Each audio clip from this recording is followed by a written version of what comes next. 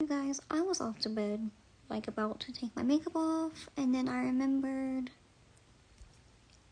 something from earlier I meant to talk to y'all about. Isn't this cute? Y'all might think it looks stupid, but I think it's adorable. About if you feel stuck or stagnant, or like things aren't moving in the direction that you want them to, it's not your spirit guides and ancestors' fault. I'm speaking from a spiritismo. I'm not going to talk to y'all about Paulo or the law or anything like that. I just don't think it's appropriate for me at this time. And I've never seen a Panero or Panera get mad at their prenda or prendas.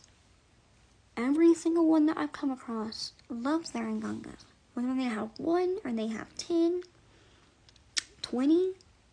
I've seen a lot of pots. Not a bunch of different people, but yeah. And they treat them like family. And I think it has a little bit to do with Paulo is different. I feel like at times the connection can be a lot deeper, and that's, for certain reasons. But in other ways, in a spiritismo, it has its own beauty to it. And I have seen someone break a bobada. It wasn't hers. I don't remember what she threw. She threw something and broke someone's bobada. All the glasses, the vase for the flowers, everything just shattered. It wasn't mine. I would have a record if that was mine. I'm just saying. Yeah. You'd be surprised. Like, now that I'm thinking about this, the irony, right? Because Paulo is seen as, like, ruthless and cutthroat, and some people see it as dirty and low level, which it's not. But it's, people have, what's it called? Almost like made it into theatrical, like Hollywood type stuff, like it's the stuff from the horror movies. But I've never seen a tata or a yaya disrespect their nganga. But I've seen people disrespect their bobodas. And the spiritismo is made out to be so pure and holy and white light and, all the light, all the elevation. It's just interesting. But that's just my opinion. I haven't seen it that much. And trust and believe, if you yell at your spirits in front of me, that'll be the last time I see you. I'm out. Don't want to be around you. It's disrespectful. And I understand why people might feel frustrated, right? But a hard pill that I had to swallow was that if I feel that way, there's something that I need to do. If I know I'm taking care of my people, meaning they have everything that they need to take care of me, and vice versa. And they're good, right? And I've cleansed. And I'm just using me as an example. And I've done all these different things. Road opening, all this different stuff. And nothing is changing.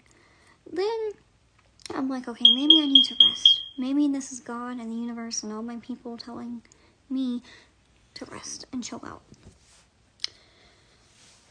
Or, at that point, you might want to get a reading. If you absolutely cannot figure it out, I would suggest getting a reading so that that person, if you trust them, they can see what you can't. And there are cases where people are throwing negativity at you. I am not sitting here and saying that nobody's negativity can affect you. That's unrealistic as fuck. Let's just be real. Does that mean they have to win? No. But you have to be realistic about where you are on your path, how you're feeling at the time, how much you think you can handle spiritually, and how to get past this. There's things that I can do now because I've had proper knowledge given to me, and training and teaching and guidance. Plus, I've grown on my own. There's things that I can do for myself now. 2 or 3 years ago, I couldn't. I might have known how to do it, but I didn't have the spiritual strength or the knowledge to know how often to do it, what materials to use. I might have known the basics, but it needed some work, and for that, I had to go to someone else to get help, which is fine. But now, I know how to do those things, and I still, am in contact with my godparents and my elders, obviously.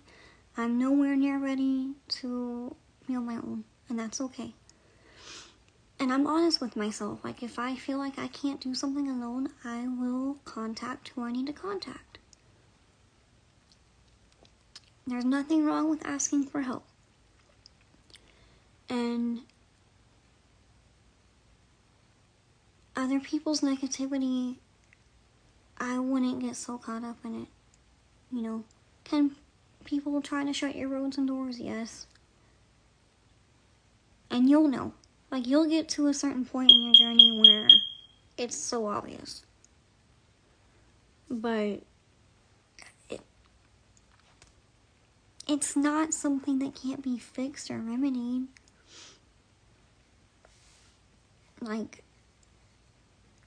Don't sit there and play victim and feel like, oh, I'm stagnant because so-and-so's negativity, and that's just it, my life is what it is. No, do something about it. If you need to rest, then rest, and then do something about it. But don't sit there and cuss at your spirits and yell at them. If you do this, if we're on a call during a reading and you get upset with your spirits, which I've seen a few times with some of y'all, my clients will tell you, I don't judge you. I let you have your moment. I let you release those feelings, because I'm not going to interrupt you. Because you need to get that out.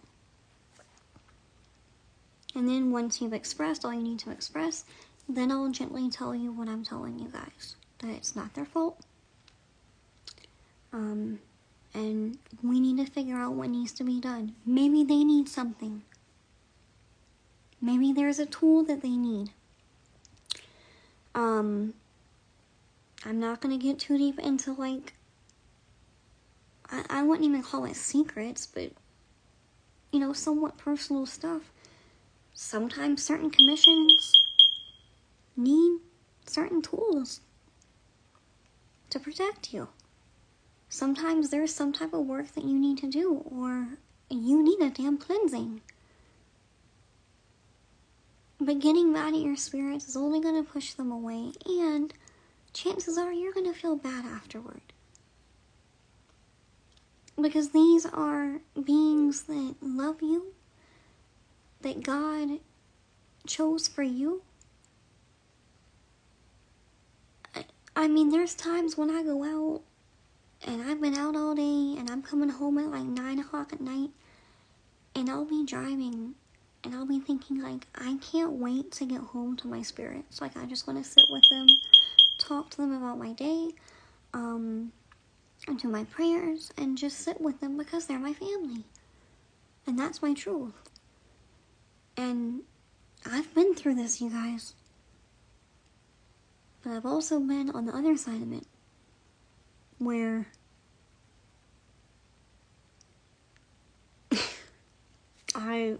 girl, they came through for me. Before I had you know, more advanced stuff. When all I had was a Bovada and an ancestral altar. No Hecate, no Mawa, nothing. Because that's where I started. I started with my ancestors and the Bovada.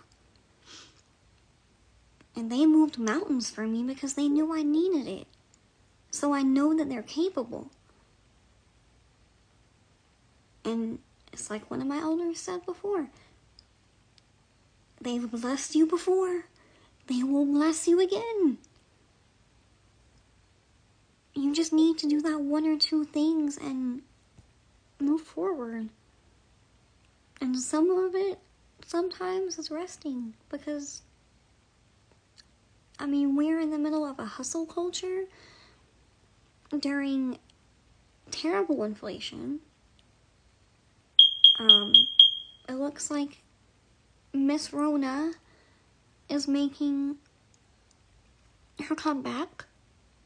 So it's like all these different things that are making us feel like we have to overwork ourselves, and it's not gonna do you any good.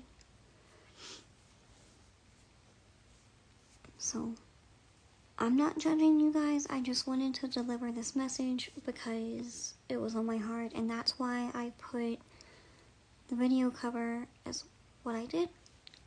Because that image is what I felt and saw on my heart. Because I've seen, like, the very few snow days that we've gotten in the South, I've seen cars stuck on the side of the road. In the snow, spinning their wheels, and they can't move forward. And that's what you feel like when you feel stuck. I get it. And you feel like you're working your ass off. Spiritually, physically, everything, and nothing's moving. Or it's not moving in the way that you want, and you're mad at your people. It's not the way to be. So, if you absolutely can't figure out what you need to do, that's okay. Get a reading. Doesn't have to be with me. It can be with, somebody else. Just make sure they're reputable and try to move forward. Because you don't want your spirits to distance themselves from you, especially when you need help, So, I am going to go to bed now because I got that off my chest. I love you guys very much. We're all human. We all make mistakes. Just try to be nice to your people. They love you.